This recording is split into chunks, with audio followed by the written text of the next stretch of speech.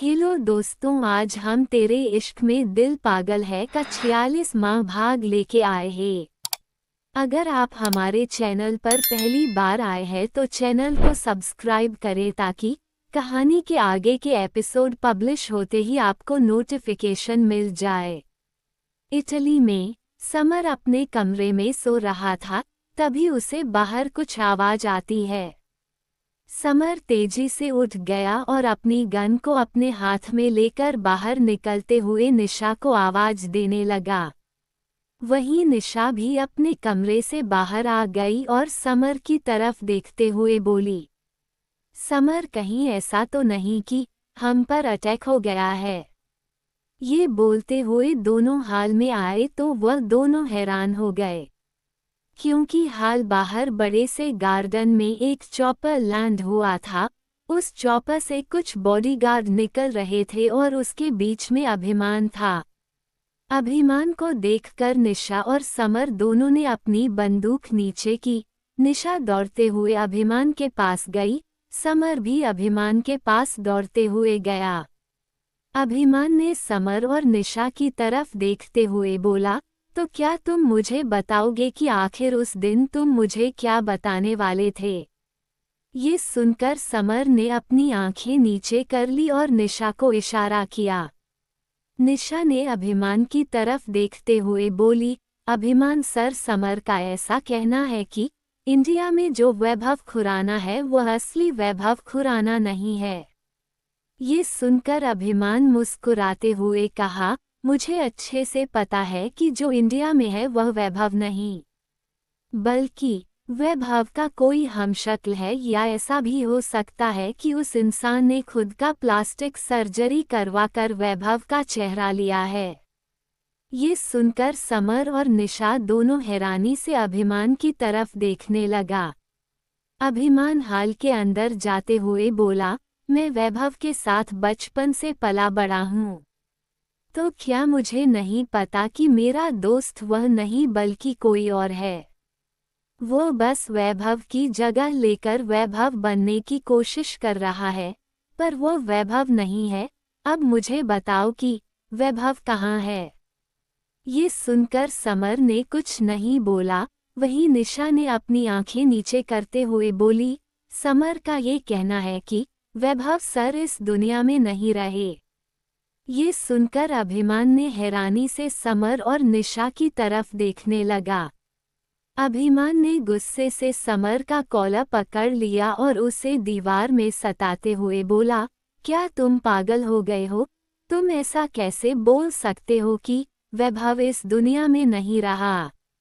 ये सुनकर समर ने भरे गले के साथ कहा, अभिमान सर, मैं सच कह रहा हूँ।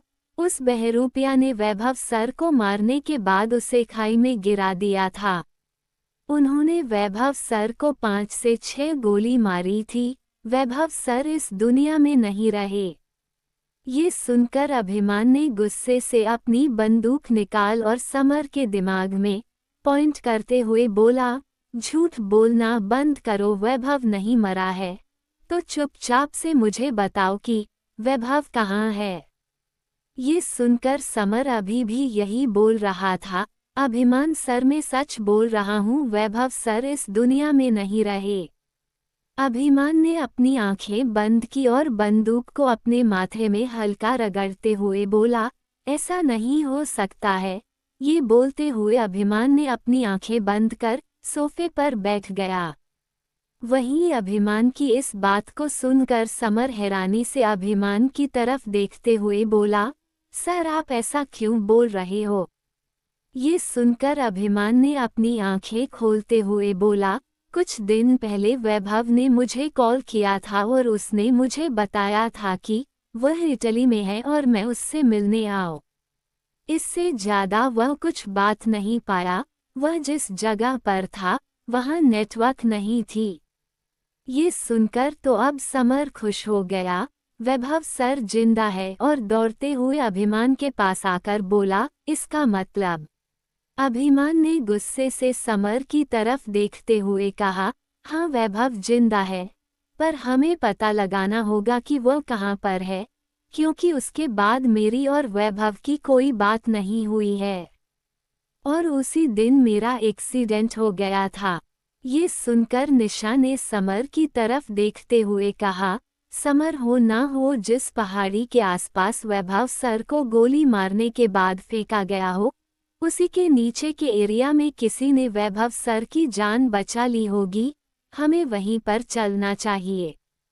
ये सुनकर अभिमान ने निशा की तरफ देखते हुए कहा, तुम बिल्कुल सही बोल रही हो, हमें उसी के आसपास के इलाकों में पता लगाना होगा। क्योंकि वैभव जिंदा है और यह बात मैं अच्छे से जानता हूँ। ये बोलते हुए अभिमान अपनी गाड़ी में जाकर बैठ गए। अभिमान के पीछे निशा भी जाकर अपने बाइक पर बैठ गई। वही समर भी अपनी गाड़ी में बैठ गया और अपनी आंखें बंद करते हुए बोला, थैंक गॉड वैभव सर जिंदा है। अगर वैभव सर को कुछ हो जाता तो अभिमान सर को अभी मुझे यही के यही मार देते और फिर पता नहीं मेरी निशा का क्या होता। वही निशा ने अपनी आंखें बंद करते हुए बोली, अगर वैभव सर जिंदा है, इसका मतलब तो वह इस एरिया के आसपास होंगे। क्योंकि गोली लगा हुआ इंसान ज्यादा से ज्यादा दूर तो कभी भाग नहीं सकता है। करीब 1 घंटे बाद अभिमान और अभिमान के कुछ बॉडीगार्ड पूरे जंगल में वैभव को खोज रहे थे। वहीं अभिमान बार बार वैभव को आवाज दे रहा था। करीब आधे घंटे इसी तरह खोजने के बाद अभिमान को वैभव की घड़ी मिली। अभिमान ने जल्दी से वैभव की घड़ी को उठाते हुए कहा, ये वैभव की घड़ी है। हो ना हो यहाँ आसपास कोई ऐसी जगह तो होगी ही जिस घर में वैभव होगा। करीब 1 घंटे तक इसी तरह वैभव को ढूंढने के बाद अभिमान और उसके कुछ आदमी एक घर की तरफ आए। अभिमान उस घर के अंदर जाते हुए एक बुढ़िया औरत और आदमी की तरफ देखते हुए बोला, क्या आप मुझे बता सकते हैं कि यहाँ पर कोई जख्मी इंसान आपको मिला है? ये सुनकर उस बुढ़िया औरत ने अभिमान की तरफ देखते हुए कहा, साहब आप कौन हैं? ये सुनकर अभिमान ने कहा, मैं उसके का दोस्त हूँ और वो का मेरी छोटी बहन का पति है। प्लीज़ क्या आप मुझे बता सकते हैं, आपने उसके को देखा है? प्लीज़ मुझे बता दीजिए, मैं बहुत ही ज़्यादा परेशान हूँ।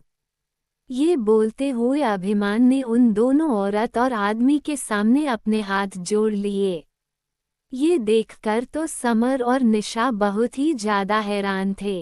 अभिमान घुटनों के बल आकर बैठते हुए बोला, प्लीज़ अगर आपने वैभव को कहीं देखा है तो प्लीज़ मुझे बता दीजिए।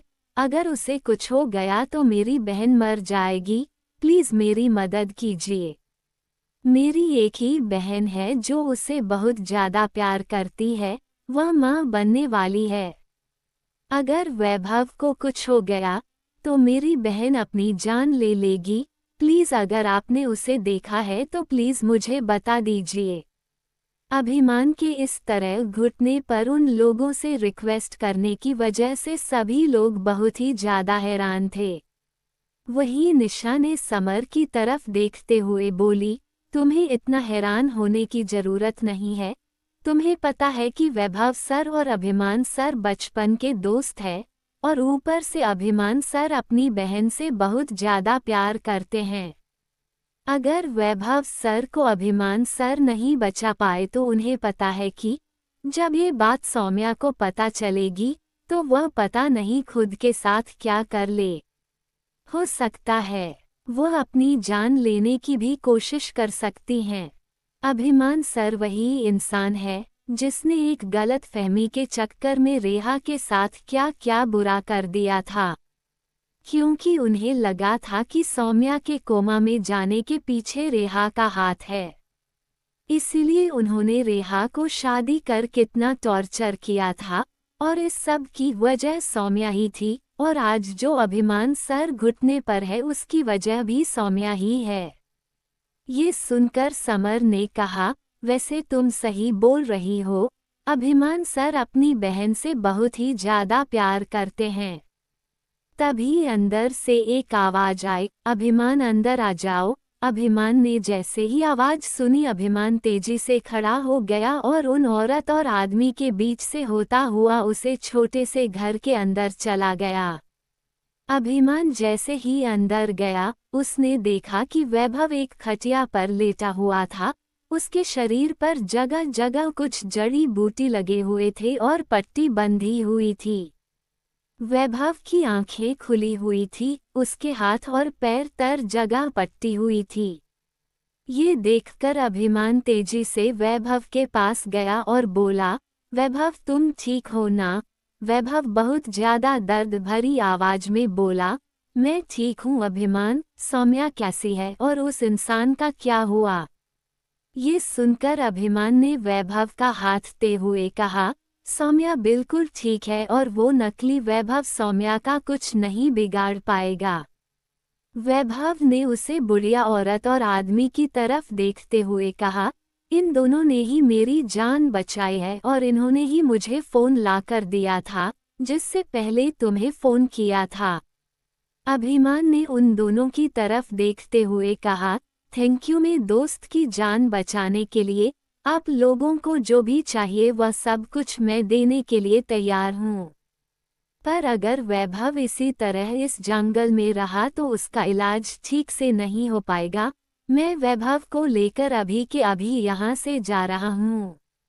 ये सुनकर उस बूढ़े आदमी ने कहा, पर साहब इसकी तबीयत बिल्कुल भी ठीक नहीं है।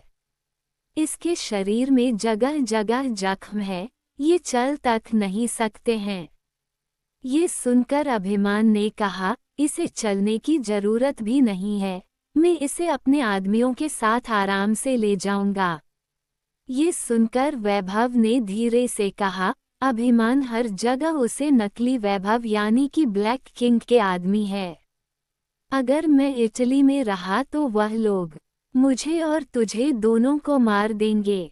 ये सुनकर अभिमान ने वैभव की तरफ देखते हुए कहा, वैभव मैं तुझे अपने जेट से जल्द लंदन ले जाऊंगा और लंदन में आर्यन का बहुत बड़ा हॉस्पिटल है।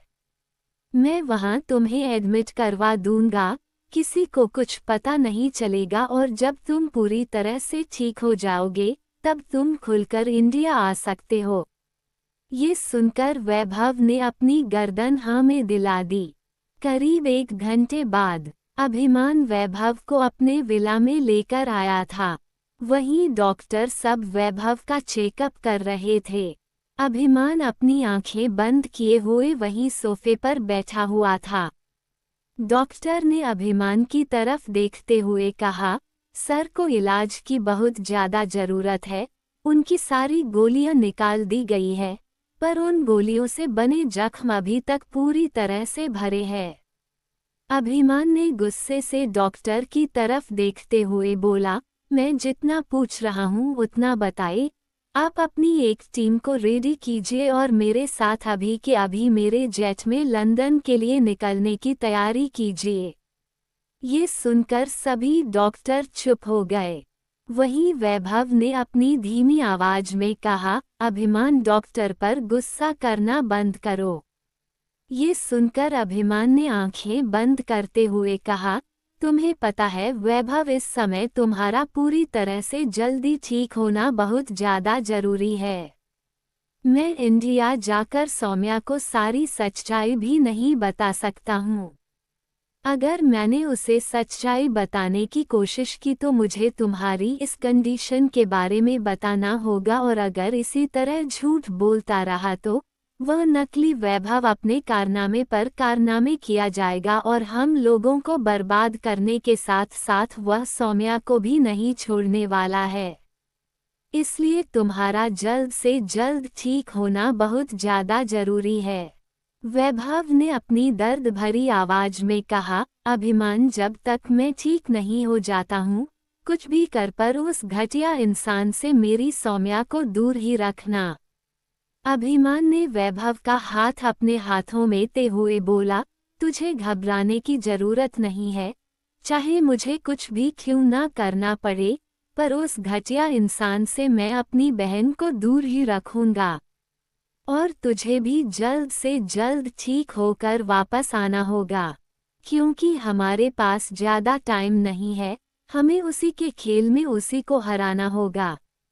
ये सुनकर वैभव ने अपनी गर्दन हाँ में हिलाते हुए दर्द भरी आवाज में कहा, रेहा कैसी है अभिमान? अभिमान ने मुस्कुराते हुए कहा, रेहा बिल्कुल ठीक है। वैभव ने अभिमान की तरफ देखते हुए कहा, तो क्या पता चला रेहा सच में प्रेग्नेंट है? ये सुनकर अभिमान ने अपनी गर्दन हाँ में हिलाते हुए कहा, हाँ ये सच में प्रेग्नेंट है और मैं बहुत ज़्यादा खुश हूँ, तू भी खुश हो जा, तू मामा बनने वाला है। ये सुनकर वैभव ने एक हल्की स्माइल की और बोला, अभिमान सौम्या जब तक मैं वापस नहीं आ जाता हूँ तब तक दोनों का ख्याल रखना और दोनों तेरी जिम्मेदारी है। ये सुनकर अभिमान ने वैभव के सर को सहलाते हुए बोला, तू बस जल्दी से ठीक हो जाए और मैं भी तुझे जल्द से जल्द लंदन की अस्पताल में शिफ्ट करने के बाद इंडिया चला जाऊंगा, क्योंकि उस वैभव ने बहुत कुछ गड़बड़ कर दी है और मुझे सब कुछ ठीक करना है। ये सुनकर वैभव हैरानी अभिमान की तरफ देखने लगा। वैभव को अब कुछ बोला नहीं जा रहा था, वैभव बहुत ही ज्यादा दर्द में था। वैभव ने इशारे से अभिमान से पूछा, आखिर क्या किया है उस नकली बहरूपिया ने? अभिमान ने वैभव की आंखों के इशारों को समझते हुए कहा, नकली वैभव ने ऐसे ऐसे प्रोजेक्ट में पैसे लगा दिए हैं जो बहुत ही ज़्यादा लॉस करवाने वाला है। मैंने उसे रोकने की कोशिश की पर उसने मुझे मारने की कोशिश की थी, इसलिए मैं उसे रोक नहीं पाया हूँ। पर मैं क्या कर सकता हूँ, तेरे कंपनी के 50% शेयर तेरे नाम पर है और अभी वह वैभव बनकर बैठा हुआ है, तो सब कुछ उसी के नाम पर है, इसमें मैं कुछ नहीं कर सकता हूँ। सॉरी वैभव, पर तुम बर्बाद होने वाले हो। अभिमान के ये बोलते ही वैभव ने अभिमान को आंखों के इशारे से एक पेन और पेपर लाने के लिए कहा। अभिमान ने जल्दी से एक पेन और पेपर लेकर आया। वैभव ने उसे पेपर पर सिग्नेचर करते हुए अभिमान की तरफ देखते हुए धीमी आवाज में कहा, इस खाली पेपर ले जाकर ये लिखवा लो कि मेरे नाम जितनी भी प्रॉपर्टी है वह सारी मैंने सौम्या के नाम कर दी है, और यह डेट अभी की नहीं बल्कि 1 महीने पहले की चढ़ावाना, जिससे कि वह नकली वैभव कुछ नहीं कर सकेगा, क्योंकि सारी प्रॉपर्टी सौम्या के नाम है तो कंपनी के सारे डिसीजन भी सौम्या लेगी। मैंने अपनी कंपनी सौम्या के नाम कर दी है। ये सुनकर अभिमान ने एक तिरछी स्माइल के साथ कहा, भले ही तू इतना ज्यादा जख्मी होकर बेड पड़ा हुआ है कि चलने तक की हिम्मत नहीं है और ना बोलने की हिम्मत है, लेकिन सच में दिमाग चलाना तुझे अच्छे से आता है। अभिमान की इस बात को सुनकर वैभव ने अपनी पलकें झुका दी। तभी समर अंदर आते हुए बोला, सर हमने वैभव सर के लंदन जाने की सारी व्यवस्था कर ली है, हमें जल्द से जल्द उन्हें लेकर जाना चाहिए। ये सुनकर अभिमान ने अपनी गर्दन हाँ में दिला दी। लंदन में विहान अपनी कंपनी में बैठे काम कर रहा था, तभी विहान के फोन पर अभिमान का कॉल आया। विहान ने मुंह बनाते हुए कहा, इसे मेरी याद कैसे आ गई? इस अभिमान राजपूत को तो मेरी आवाज सुनना भी पसंद नहीं है, फिर यह आज मुझे क्यों कॉल कर रहा है? ये सोचते हुए विहान ने कॉल रिसीव किया। फोन की दूसरी तरफ से अभिमान ने गुस्से में कहा, फोन उठाने में क्या तुम्हें इतना देर लगता है? ये सुनकर तो विहान ने फोन को दूसरी तरफ कर कहा, इतनी जोर से क्यों चिल्ला रहे हो? अभिमान, क्या रेहा ने मुझे याद किया है जो तुम मुझे इस तरह से फोन कर रहे हो? अभिमान ने गुस्से से कहा, क्या तुम्हारा दिमाग खराब हो गया है? अभी तक रेहा का प्यार का भूत तुम्हारे दिमाग से नहीं उतरा है। ये सुनकर विहान ने मुंह बनाते हुए कहा, तो तुमने मुझे कॉल क्यों किया है? तुम्हें तो मेरी आवाज सुना भी पसंद नहीं है। ये सुनकर अभिमान ने गुस्से से कहा, अपने हॉस्पिटल का सबसे अच्छे डॉक्टर को इकट्ठा करो और एक रूम रेडी करो जिसमें सारी सुविधा हो और अभी के अभी तैयार करो। ये सुनकर विहान एक झटके में कुर्सी से उठ गया और बोला, रेहा ठीक तो है ना, कहीं उसे कुछ हो तो नहीं गया। ये सुनकर अभिमान ने गुस्से से कहा, रेहा के ख्यालों से निकल और मेरी बात सुनने की कोशिश करो। अगर रेहा को कुछ हो जाता तो मैं सपनों में भी तुमसे मदद लेने नहीं आता, पर यह बात वैभव की है। ये सुनकर विहान बहुत आराम से वापस से चेयर पर बैठा और बोला, उसके भाई की क्या मदद कर सकता हूँ। ये सुनकर अभिमान ने कहा, वैभव बहुत ज्यादा जख्मी हालत में है और मैं उसे इटली से लंदन लेकर आ रहा हूँ, मैं उसे इंडिया लेकर नहीं जा सकता हूँ। और यह सारी बात तुम आर्यन को नहीं बताने वाले हो। मैं तुम्हारे हॉस्पिटल आ रहा हूँ, जल्द से जल्द वैभव को एडमिट करने की सारी तैयारी कर लो। ये सुनकर विहान ने हैरानी से कहा, ऐसा कैसे हो सकता है, मेरी सुबह ही भाई से बात हुई थी, भाई ने बताया था कि सौम्या राजपूत हवेली में है और वैभव खुराना तो अपने खुराना मेंशन में है। तो फिर इतनी जल्दी वैभव इटली और इटली से लंदन कैसे आ जा रहा है। अभिमान ने गुस्से से कहा, मैं तुमसे जितना कह रहा हूँ उतना करो और प्लीज ये बार बार सौम्या का नाम लेना बंद करो और वैभव उसका पति है। और यह मत भूलो कि सौम्या तुम्हारी बेस्ट फ्रेंड थी। ये सुनकर विहान ने मुस्कुराते हुए बोला, कोई बात नहीं, सौम्या के लिए ही सही तुम जो बोल रहे हो, मैं करने के लिए तैयार हूँ। उसे तुम जल्द से जल्द मेरे हॉस्पिटल में लेकर आओ, मैं सारी तैयारी करके रखता हूँ। ये सुनते ही अभिमान ने फोन कट कर दिया। विहान ने फोन की तरफ देखते हुए बोला, इस आदमी का अपना काम निकल जाता है तो मुझे ऐसे इग्नोर करता है जैसे कि मैं इस दुनिया में ही नहीं हूँ। ये बोलते हुए विहान अपने चेयर से उठ गया और अपने केबिन से बाहर चला गया। अभिमान के जेट में वैभव चारों तरफ डॉक्टर से घेरा हुआ था, डॉक्टर की निगरानी में था। वही समर और निशा दोनों अभिमान के आगे पीछे बैठे हुए थे। अभिमान के चेहरे को देखकर किसी को भी समझने में देर नहीं लगी कि अभिमान इस समय गुस्से से ज्यादा जलन में है। ये देखकर समर ने कहा, सर क्या हुआ, उस विहान ने ऐसा क्या बोल दिया कि आप इतना ज्यादा गुस्से में है। ये सुनकर अभिमान ने गुस्से से कहा, इस विहान रघुवंशी का दिमाग ठिकाने पर नहीं आया है, अभी तक यह मेरी रेहा को भूल नहीं पाया है। हमारी शादी को 2 साल हो चुके हैं, पर इसके दिमाग से है कि रेहा की प्यार का भूत उतारने का नाम ही नहीं ले रहा है।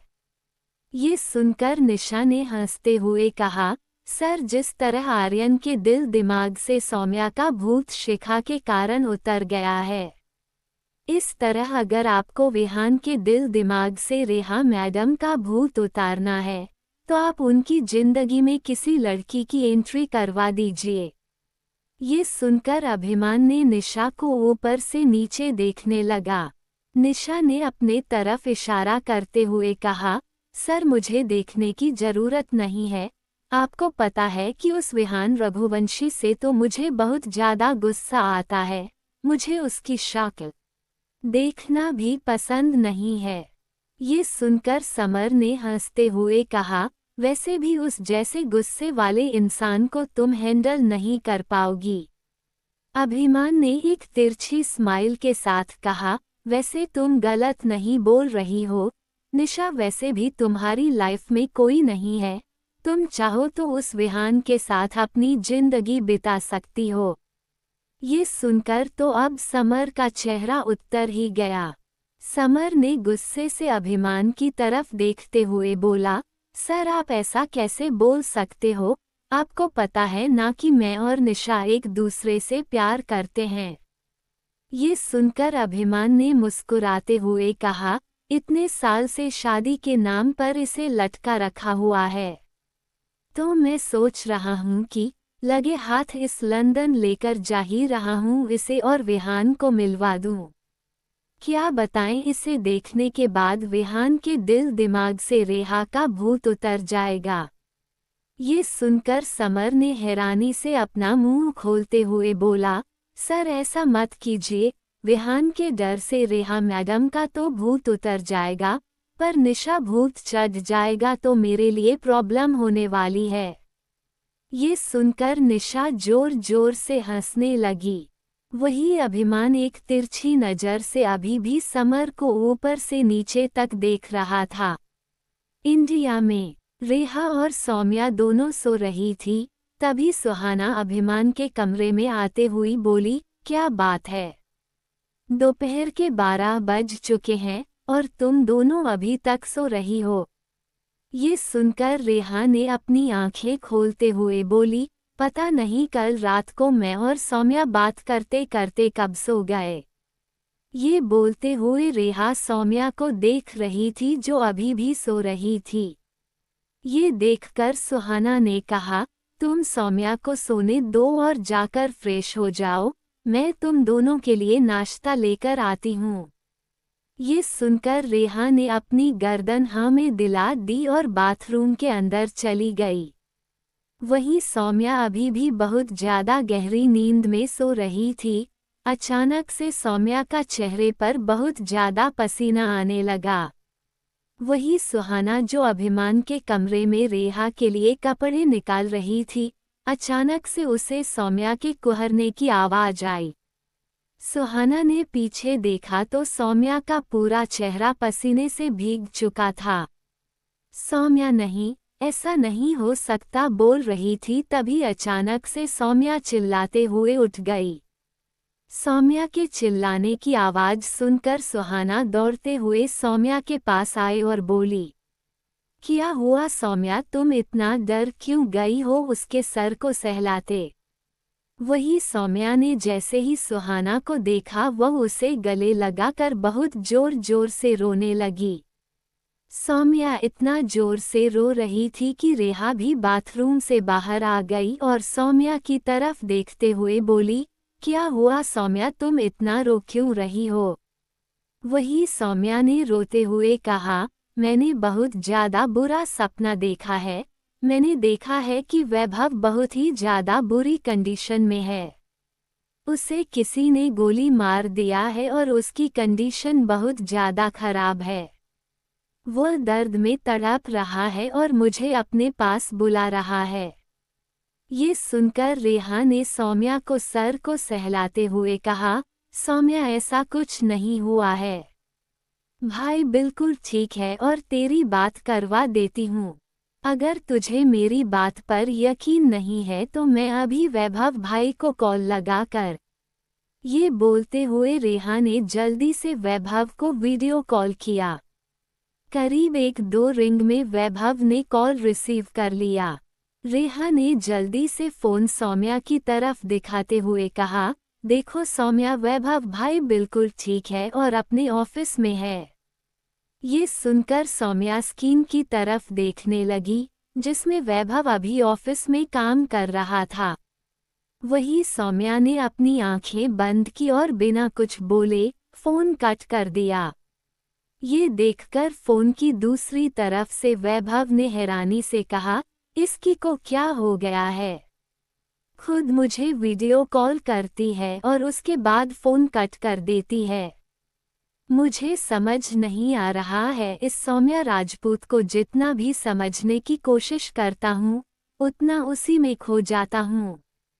लग रहा है एक दिन में इसके प्यार में पूरा पागल होने वाला हूँ। ये बोलते हुए वह इंसान वापस से सेओ के चेयर पर बैठ गया और बोला, वैसे मानना पड़ेगा कि अभिमान राजपूत की बहन हद से ज्यादा खूबसूरत होने के साथ साथ हद से ज्यादा चालाक भी है। कल कितनी आसानी से उसने इस बात को आराम से पकड़ लिया कि किसी ने उसकी गाड़ी का ब्रेक फेल कर दिया है। अगर यही चीज अभिमान ने पहले कर ली होती तो आज वह जिंदा होता।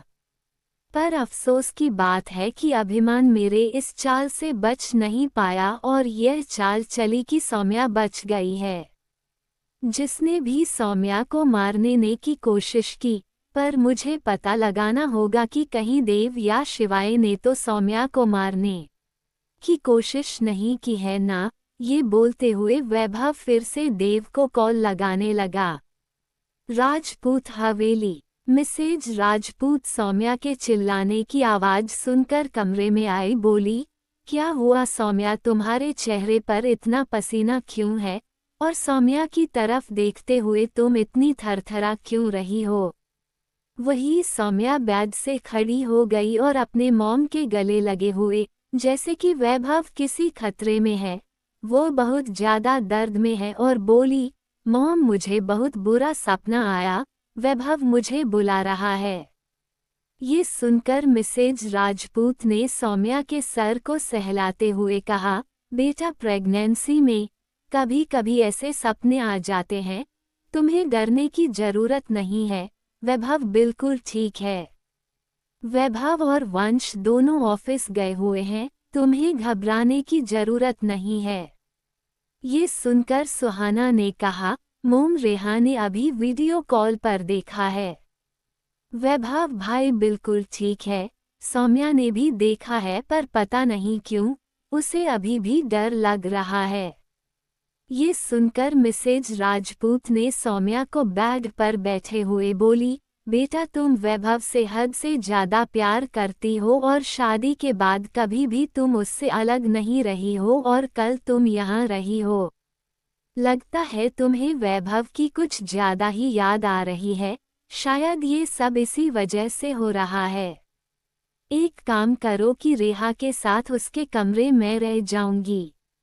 आज रात से तुम वापस से खुराना मेंशन वैभव के पास चली जाओ। ये सुनकर सौम्या हैरानी से मिसेज राजपूत की तरफ देखने लगी। वही सौम्या कुछ बोल नहीं रही थी और रेहा की तरफ देखने लगी। रेहा गुस्से से आगे आए और मिसेज राजपूत की तरफ देखते हुए बोली, नहीं मॉम, सौम्या यही मेरे पास मेरे कमरे में ही रहेगी। कोई जरूरत नहीं है उसे वापस वैभव भाई के पास जाने की। ये सुनकर मिसेज राजपूत ने रेहा की तरफ देखते हुए बोली, तुम ऐसा क्यों बोल रही हो।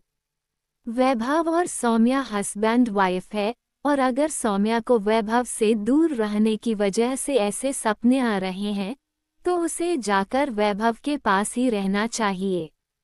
ये सुनकर रेहा ने सौम्या का हाथ पकड़ा और उसका हाथ अपने पेट पर रखते हुए बोली, तुम्हें मेरे बच्चे की कसम है सौम्या, जब तक मैं ना बोलूं तुम राजपूत हवेली कर यहाँ से कहीं नहीं जाने वाली हो। रेहा की इस बात को सुनकर मिसेज राजपूत हैरानी से सौम्या और सुहाना तरफ ही देख रहे थी। मिसेज राजपूत ने गुस्से से सौम्या का हाथ रेहा के पेट से हटाते हुए बोली, यह क्या तुम पागल हो गई हो, तुम सौम्या के उसके ससुराल जाने के बीच में मेरे अभिमान के बच्चे को नहीं ला सकती हो। वह बच्चा इस दुनिया में आया ही नहीं है और तुम उसकी कसम देकर सौम्या को यहाँ क्यों रोकना चाहती हो। ये सुनकर सौम्या और रेहा एक दूसरे का चेहरा देखने लगे। वही मिसेज राजपूत ने गुस्से से रेहा की तरफ देखकर उसका हाथ पकड़ते हुए गुस्से में बोली, तुम्हारी हिम्मत भी कैसे हुई है इस बच्चे की कसम देने की, तुम जानती हो ना कि यह बच्चा मुझे बहुत ही ज्यादा प्यार है। ये बच्चा मेरे अभिमान की आखिरी निशानी है और तुम इसके साथ इतना बुरा कैसे कर सकती हो। जो बच्चा इस दुनिया में आया ही नहीं है, उसकी कसम देकर तुम सौम्या को क्यों प्रॉब्लम में डाल रही हो। मिसेज राजपूत गुस्से से रेहा की तरफ देखते हुए बोली, रेहा तुम ये सब कुछ क्यों कर रही हो। मैं मानती हूँ कि तुम अभिमान को मरा हुआ नहीं मान सकती हो, तो मत मानो, लेकिन कम से कम अभिमान की आखिरी निशानी को इस तरह खतरे में भी मत डालो। ये सुनकर रेहा की आंखों में आंसू आ गए। सौम्या ने मिसेज राजपूत की तरफ देखते हुए बोली, मॉम बस भी कीजिए, बहुत ज्यादा हो रहा है आपका, मैं जानती हूँ कि आप भाई के बच्चे से बहुत ज़्यादा प्यार करती हो, क्योंकि आपने हमेशा अभिमान भाई से सबसे ज़्यादा प्यार किया है, पर रेहा पर उसी के बच्चे को खतरे में डालने का इल्ज़ाम नहीं लगा सकती हो। क्या आपको समझ नहीं आ रहा है रेहा को इस बात से कितनी तकलीफ हो रही है? ये सुनकर मिसेज राजपूत ने रेहा की तरफ देखा, जिसके आंख से इस समय आंसू निकल रहे थे। वही मिसेज राजपूत ने रेहा के गालों को अपने हाथों में भरते हुए बोली, बेटा मुझे माफ कर दो। जो मैं तुम पर चिल्ला रही हूँ, पर मेरी बातों को समझने की कोशिश करो। मैं अभिमान के बच्चे का बहुत इंतजार किया है। मुझे नहीं पता अभिमान इस दुनिया में है या नहीं है, पर मेरे लिए अभिमान का बच्चा इस दुनिया में सबसे ज़्यादा जरूरी और ख़ास है। इसलिए मैं नहीं चाहती हूँ कि किसी भी वजह से उसकी जान खतरे में आए। ये सुनकर रेहा ने अपने आंसू साफ करते हुए बोली, आप सही बोल रही हो मॉम, आपके लिए अभिमान का बच्चा सबसे ज़्यादा जरूरी है, क्योंकि आप अभिमान से बहुत ज़्यादा प्यार करती हो, और मोम में भी अभिमान से खुद से ज़्यादा प्यार किया है, और यह बच्चा मेरा और अभिमान की प्यार की निशानी है, और मैं इसे कुछ भी नहीं होने दूंगी, चाहे उसके लिए मुझे कुछ भी क्यों न करना पड़े। ये बोलते हुए रेहा बाथरूम के अंदर चली गई। सौम्या ने मिसेज राजपूत की तरफ देखते हुए बोली, मॉम प्लीज़ वापस से खुराना मेंशन जाने की बात करने की ज़रूरत नहीं है। मुझे वैभव से मिलना होगा तो उसके ऑफिस जाकर मिल लूँगी, पर जब तक रेहा को ठीक फील नहीं होता है, तब तक मैं उसके साथ इसी घर में रहूँगी। ये बोलते हुए सौम्या सोफे पर बैठ गई। वही सुहाना ने मिसेज राजपूत की तरफ देखते हुए बोली, मॉम मुझे लगता है कि हम दोनों को इस कमरे से जाना चाहिए। ये बोलते हुए सुहाना मिसेज राजपूत को लेकर अभिमान के कमरे से बाहर चली गई। वही बाथरूम में रेहा बहुत ही ज़्यादा रो रही थी। रेहा ने शॉवर ऑन कर दिया और शॉवर के नीचे खड़ी होकर रोते हुए बोली, ऐसा कैसे हो सकता है कि मॉम को ऐसा लगता है कि मैं अपने ही बच्चे को नुकसान पहुंचाने की कोशिश करूंगी। मैं ऐसा क्यों करूंगी? मैंने भी उस बच्चे का बहुत ज़्यादा इंतजार किया है। ये बोलते हुए रेहा बहुत ही ज़्यादा रो रही थी। अभिमान, आपने अच्छा नहीं किया, आपने मुझे कहा था सौम्या को कुछ भी कर इस घर में रोक कर रखना है, और उसके लिए चाहे अपने बच्चों को ही बीच में क्यों ना लाना पड़े तो लेकर आना, और मैं वही कर रही थी। पर अब मैं परेशान हो गई हूँ। प्लीज़ अभिमान जल्दी से वापस आ जाओ।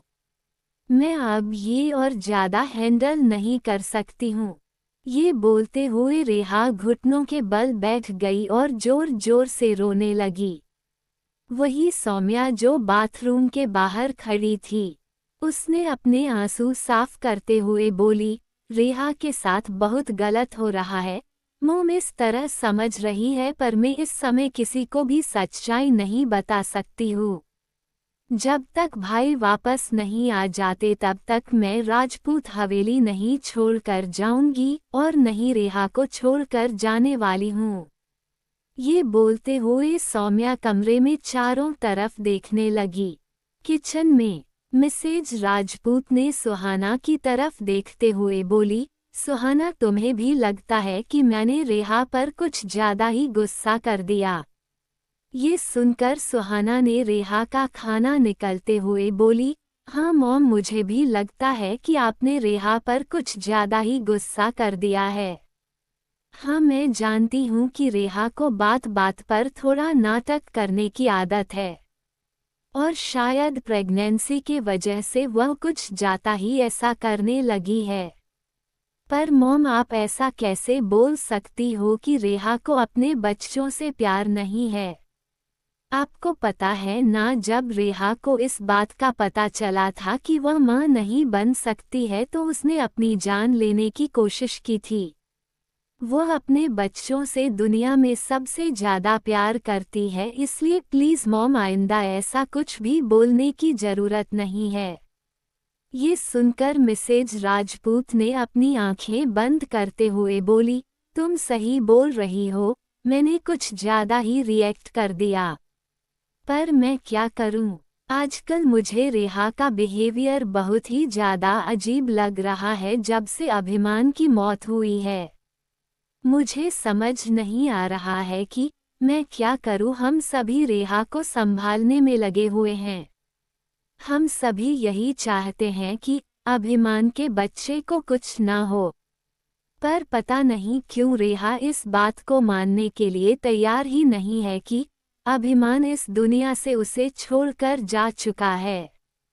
सुहाना ने मिसेज राजपूत को गले लगाते हुए बोली, मॉम आप गलत नहीं हैं, मैं जानती हूँ कि आप बिल्कुल सही हो। आप समझाने की कोशिश करो कि रेहा अभी बहुत कुछ खो चुकी है और वह अगर एक्सेप्ट नहीं करना चाहती है कि अभिमान जीजू मर चुके हैं तो ना एक्सेप्ट करें। कम से कम इसी की वजह से उसका बच्चा तो बिल्कुल सही सलामत तो रहेगा ना।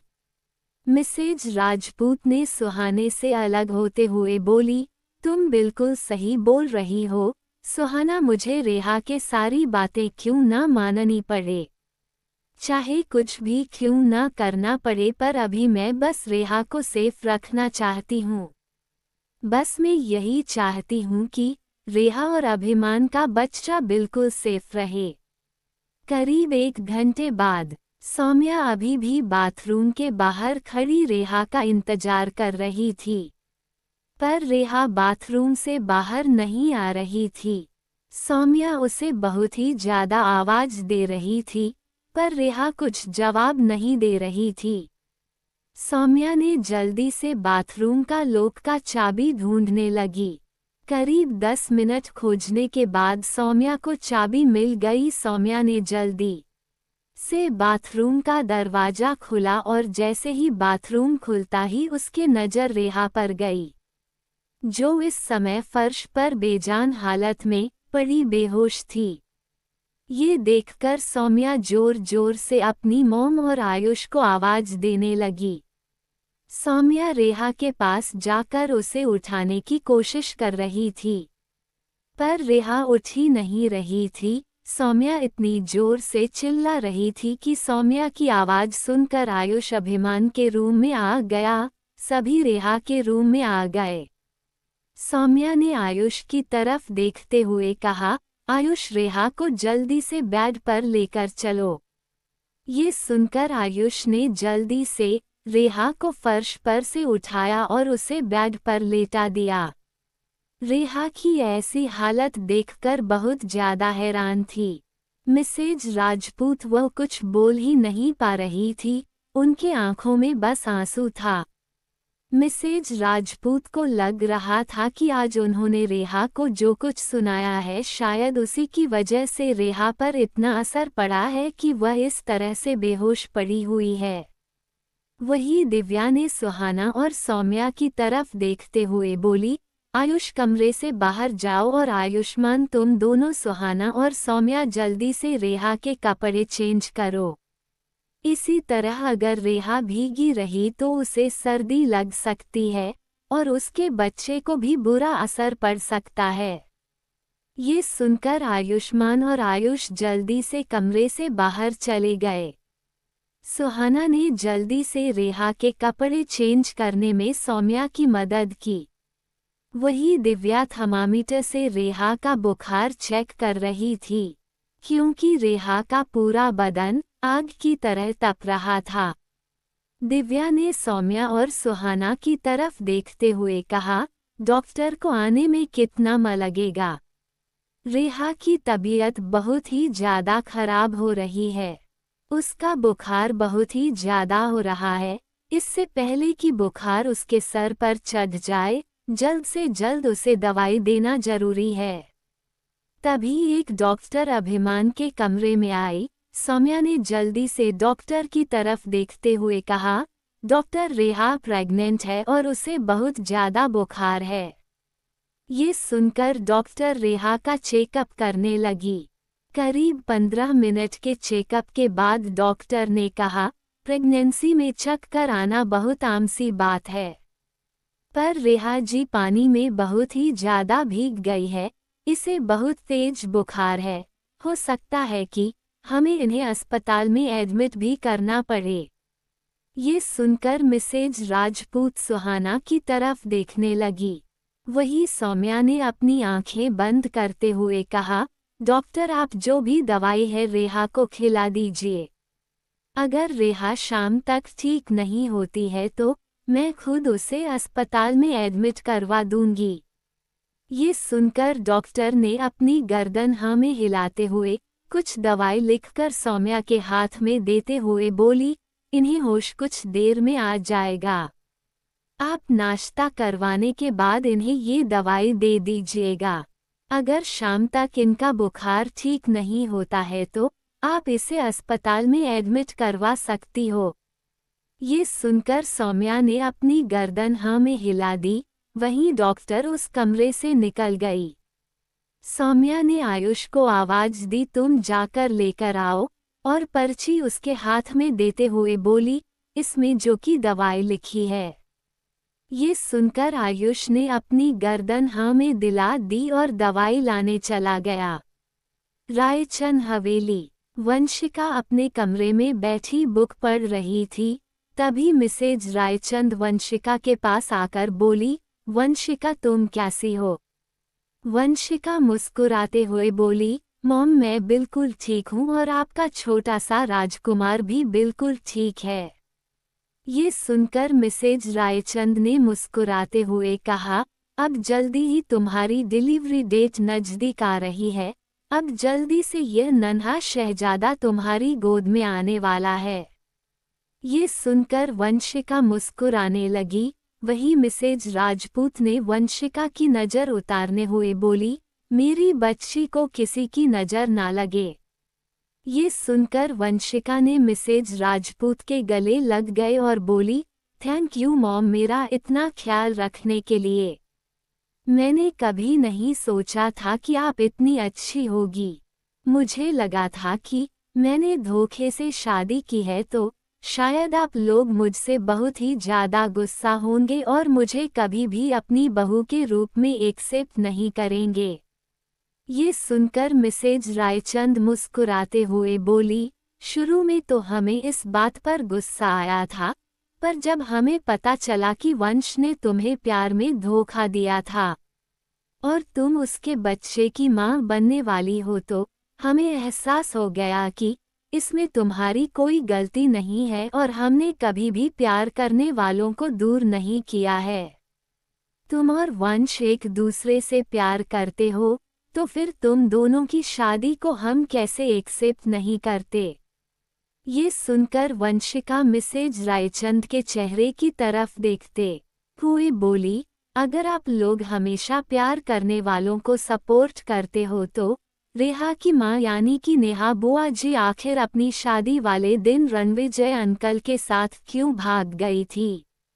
ये सुनकर मिसेज रायचंद आराम से बैठ गई और बोली, मुझे ये बात ठीक से याद तो नहीं है, पर नेहा ने घर में सभी को ये बात बता दी थी कि वह रणविजय खुराना से प्यार करती है।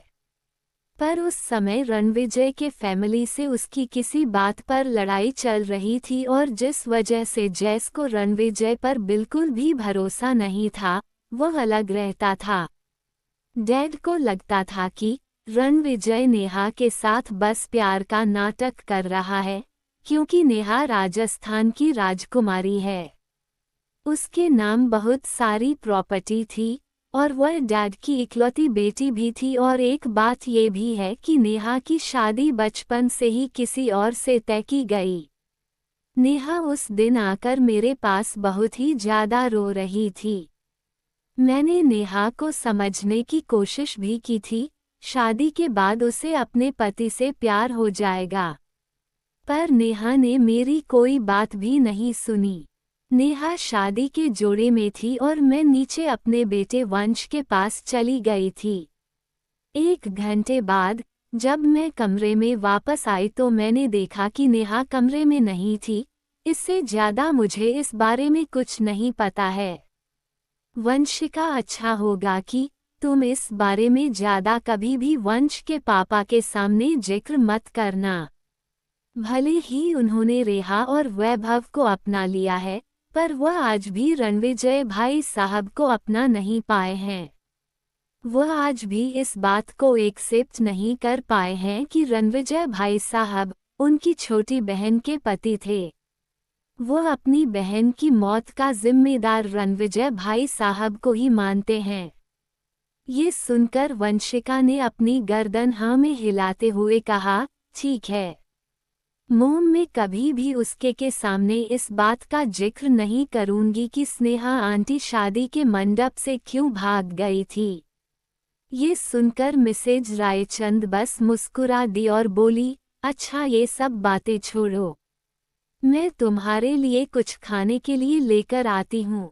ये बोलते हुए मिसेज रायचंद वंशिका के रूम से बाहर निकल गई। मिसेज रायचंद की बात सुनने के बाद वंशिका ने अपने मन में कहा, मुझे ऐसा क्यों लग रहा है कि मॉम झूठ बोल रही है।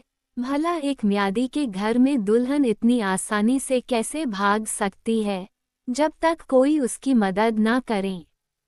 लंदन में विहान ने अपने हॉस्पिटल में सबसे लग्जरियस रूम रेडी कर रखा था, जिसमें सारी फैसिलिटी थी। विहान ने डॉक्टर की तरफ देखते हुए बोला, जो इंसान आ रहा है आप लोगों को बेस्ट से बेस्ट ट्रीटमेंट देनी है, जिससे कि वह सान जल्द से जल्द ठीक हो जाए। ये सुनकर सभी ने अपनी गर्दन हाँ में दिला दी। तभी बाहर से कुछ आदमियों की चलने की आवाज आई। विहान उस कमरे से बाहर निकालकर बाहर गया। विहान ने देखा कि अभिमान एक कुर्सी पर बेहोश वैभव को लेकर आ रहा था। अभिमान के दूसरी तरफ समर और निशा भी थे। विहान ने जैसे ही वैभव की इतनी बुरी कंडीशन देखी, तो वह हैरान हो गया और दौड़ते हुए अभिमान के पास आकर बोला, ये वैभव की इतनी बुरी हालत कैसे हुई? वैभव इंडिया में था, ये सब क्या हो रहा है? और अभिमान ने गुस्से से विहान की तरफ आंख दिखाते हुए कहा, ये सब बताने का मैं अभी नहीं है, अभी जल्द से जल्द इसे एडमिट करना है। ये बोलते हुए अभिमान उस कमरे के अंदर चला गया, जहां डॉक्टर की टीम मौजूद थे। डॉक्टर की टीम ने जल्दी से वैभव का ट्रीटमेंट स्टार्ट कर दिया। अभिमान ने डॉक्टर की तरफ देखते हुए कहा, डॉक्टर कुछ भी कीजिए, पर इस इंसान का पहले की तरह जल्द से जल्द ठीक होना बहुत ही ज़्यादा जरूरी है। ये सुनकर डॉक्टर ने अपनी गर्दन हाँ में दिला दी। विहान ने गुस्से से अभिमान का हाथ पकड़ा और उसे उस रूम से बाहर लेकर जाता हुआ बोला, ये सब क्या है? अभिमान, मुझे कुछ समझ नहीं आ रहा है। आर्यन भाई का कहना है कि वैभव इंडिया में अपनी कंपनी में काम कर रहा है, तो ये कौन है? ये सुनकर अभिमान ने अंदर वार्ड की तरफ देखते हुए बोला, यह असली वैभव है और दूसरा इंसान हमारी फैमिली के साथ रह रहा है। वह वैभव नहीं बल्कि कोई और है। ये सुनकर विहान ने हैरानी से अभिमान की तरफ देखने लगा। विहान ने गुस्से से कहा, अभिमान, तुम्हारा दिमाग खराब है। वह नकली वैभव अगर तुम्हारी परिवार के साथ रह रहा है तो तुम्हें उसकी सच्चाई जल्द से जल्द सौम्या के सामने लानी चाहिए। सौम्या वैभव की पत्नी है। पता नहीं वह घटिया इंसान जो भी सौम्या के साथ रह रहा है, वह इसे कुछ भी नुकसान पहुंचा सकता है। तुम ऐसा कैसे होने दे सकते हो? सौम्या तो तुम्हारी इकलौती प्यारी बहन है। ये सुनकर अभिमान ने गुस्से से कहा, तुम्हें नहीं पता है कि मैं सौम्या से कितना प्यार करता हूँ। मैं जो कुछ कर रहा हूँ सिर्फ सौम्या के लिए ही कर रहा हूँ। क्या जाकर बोलूँ मैं सौम्या को किसी इंसान के साथ तुम रह रही हो? वो नकली वैभव है और असली वैभव की कंडीशन इतनी ज़्यादा खराब है। अगर यह बात मैं सौम्या को बता भी देता हूँ तो वह पूरी तरह से टूट जाएगी। तुम्हें पता है कि सौम्या की प्रेगनेंसी कॉम्प्लिकेटेड है। उसे किसी भी चीज का स्ट्रेस हुआ तो उसका मिसकैरेज हो सकता है। ऐसे में मैं कैसे जाकर सौम्या को सारी सच्चाई बता दूं? बोलो क्या करूं मैं? अपनी बहन को जाकर अगर सारी सच्चाई बता देता हूं तो इस बात का डर है मेरे अंदर कि उसका मिसकैरेज हो जाएगा। कल होकर जब वैभव ठीक होकर आ जाएगा तो उसे क्या जवाब दूंगा कि मैं उसकी पत्नी और उसके बच्चे का ख्याल नहीं रख पाया। ये सुनकर विहान चुप हो गया। विहान ने अभिमान की तरफ देखते हुए कहा, तो तुम क्या करने वाले हो? ये सुनकर अभिमान ने अपनी आंखें बंद करते हुए कहा, मैंने रेहा से कहा था कि वह सौम्या को किसी भी तरह राजपूत हवेली ले जाए। रेहा का मैसेज आया था, उसने सौम्या को राजपूत हवेली बुला लिया है। अब जब तक मैं वापस नहीं जाता हूँ तब तक सौम्या राजपूत हवेली में ही रहेगी। ये सुनकर विहान ने अभिमान की तरफ देखते हुए कहा, लेकिन उसके बाद क्या अभिमान? उसके बाद सौम्या अपने घर चली जाएगी और एक अनजान इंसान के साथ दिन रात उसके घर में रहेगी। तुम सोच सकते हो सौम्या उसे अपने पति मानती है, कहीं उसने सौम्या का गलत फायदा उठाने की कोशिश किया तो तुम क्या करोगे? ये सुनकर अभिमान ने एक तिरछी स्माइल के साथ कहा, वह नकली वैभव ऐसा कुछ नहीं कर सकता है। क्योंकि कुछ दिन पहले मैं सौम्या के घर गया था और उसके रूम में मैंने कैमरा लगा रखा है। अगर वह नकली वैभव किसी भी समय गलती से भी सौम्या के करीब आने की कोशिश करता है तो मैं कुछ ना कुछ ऐसा कर ही लूंगा जिससे वह मेरी बहन को छू तक नहीं पाएगा। ये सुनकर विहान ने अपनी आंखें बंद करते हुए कहा, जितना हो सके उतना तुम उसे दूर रखने की कोशिश करो और यहाँ मैं डॉक्टर से कहता हूँ जल्द से जल्द वैभव की कंडीशन को ठीक करें और ज़्यादा प्रेमराइज करता हूँ। ये सुनकर अभिमान ने वैभव की तरफ देखते हुए बोला, हो सके तो वैभव का अच्छे से ख्याल रखना और इस बारे में आर्यन को बताने की जरूरत नहीं है। ये सुनकर विहान ने अपनी गर्दन हाँ में हिला दी। अभिमान ने घड़ी में समय देखते हुए बोला, अब मुझे वापस इंडिया के लिए निकलना है। वही अभिमान ने निशा की तरफ देखते हुए कहा, मैं इंडिया वापस जा रहा हूँ, तुम एक काम करो कि यहाँ तुम्हारे साथ हमेशा वैभव की कंडीशन के लिए रहेगी। ये बोलते हुए अभिमान ने निशा को आगे आने का इशारा किया। वहीं निशा विहान के पास आए और बोली, मेरा नाम निशा है और मैं अभिमान सर के लिए काम करती हूँ। विहान ने मुस्कुराते हुए निशा की तरफ अपना हाथ बढ़ाया।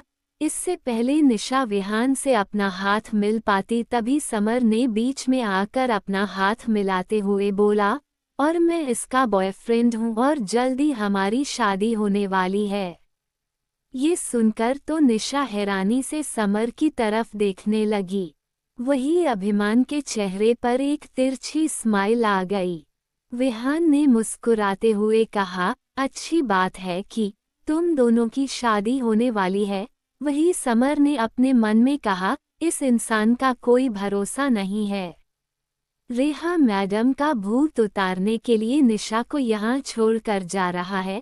मैं नहीं जाने वाला हूँ यहाँ से, मैं भी लंदन में ही रहूँगा और आराम से इन दोनों पर नज़र रखूँगा। विहान ने अभिमान की तरफ देखते हुए कहा, अभिमान तुम टेंशन मत लो और इन दोनों को यहीं रहने दो, वैभव जैसे ही ठीक हो जाएगा इन दोनों के साथ इंडिया आ जाएगा। तब तक तुम प्लीज सौम्या को उस नकली वैभव से दूर रखना। ये सुनकर अभिमान ने एक तिरछी स्माइल के साथ कहा, मुझे पता है मुझे अपनी बहन को कैसे प्रोटेक्ट करना है, बाकी तुम अपने काम पर ध्यान दो। जल्द से जल्द वैभव को ठीक करने की कोशिश करो। ये बोलते हुए अभिमान वहां से चला गया। वही अभिमान की इस बात को सुनकर विहान ने अपने मन में बोला, मुझे भगवान समझ रखा है या डॉक्टर समझ रखा है, समझ नहीं आ रहा है। ये बोलते हुए बिहान गुस्से से डॉक्टर के केबिन में चला गया। अब आगे क्या होगा ये जानने के लिए बने रहे मेरे साथ।